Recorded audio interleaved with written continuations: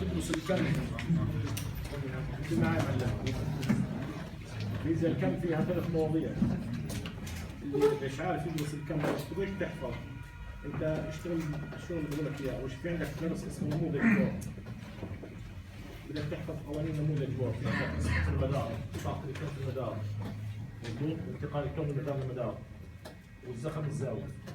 نموذج بور هذا موضوع، بعدين عندك البارقة الضوئية هذا الموضوع الثاني. حل على هذول الأسئلة. فكر من الحكي، كل الحكي فكر شنو؟ هو على فرض برويد طبيعة المزدوجة.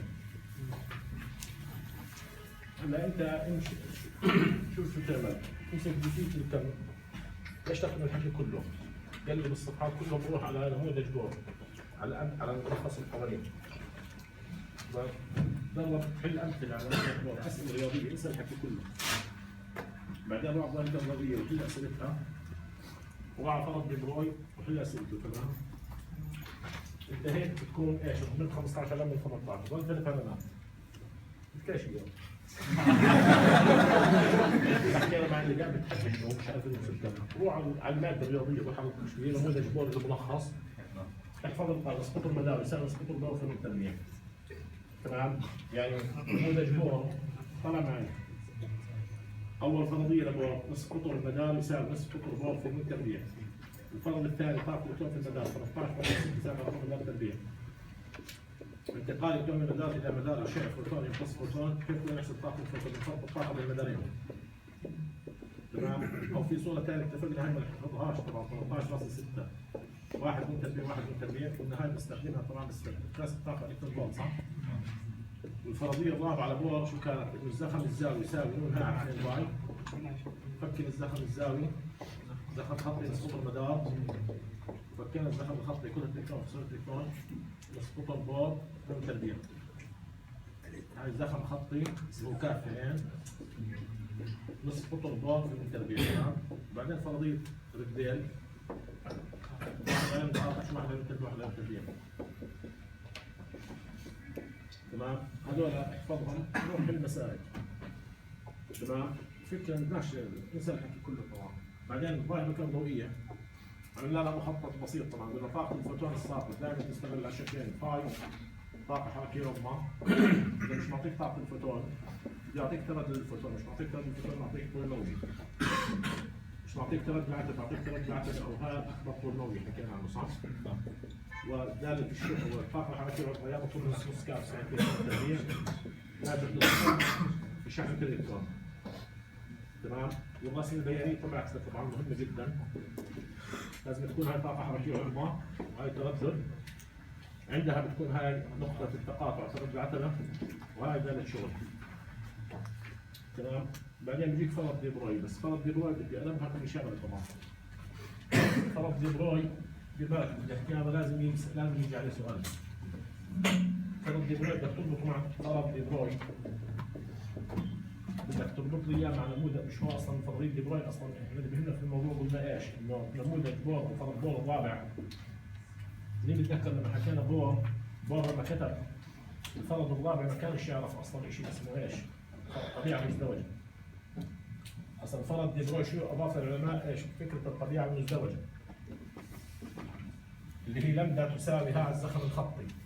إنه دي بروي شو اعتبر أن كل شيء في الطبيعة جسم وموجة في آن جسم وموجة في آن واحد، صح؟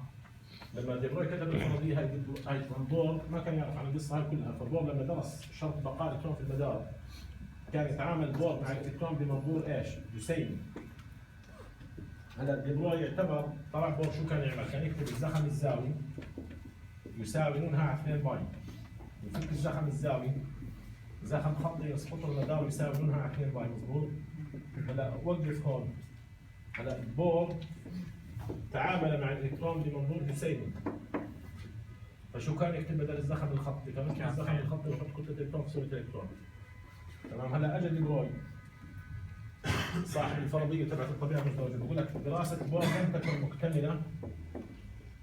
لم تكن دراسة بور مكتملة علميا، وإنما بور درس جزء من الإلكترون ولم يدرس الشق الثاني، فالإلكترون عبارة عن كتلة حسب الفرضية تبعته تحيط بها موجة.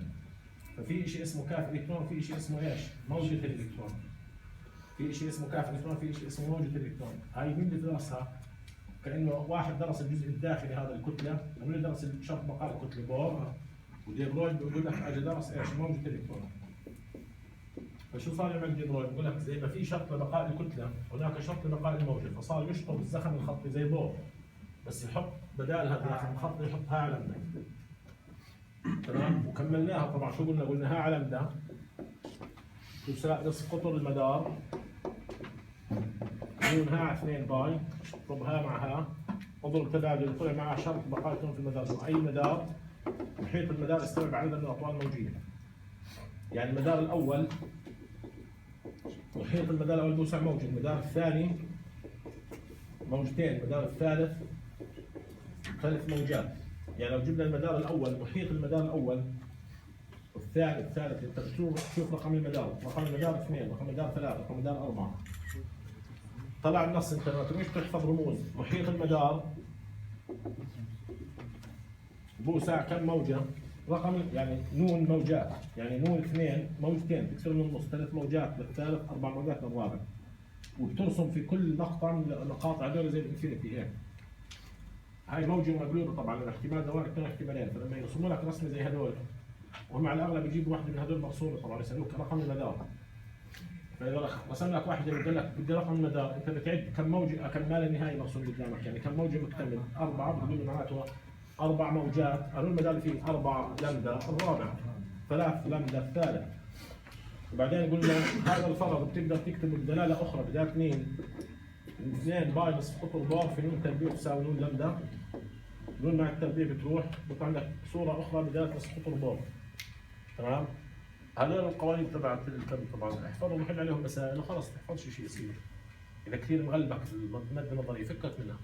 مع العلم ان الماده النظريه شو بده يضل فيها بعد هيك؟ اكمل تعريف، تعليلين 3، يعني لو تجمعهم كلهم بيطلعوش على بعض صفحه ونص، صفحتين.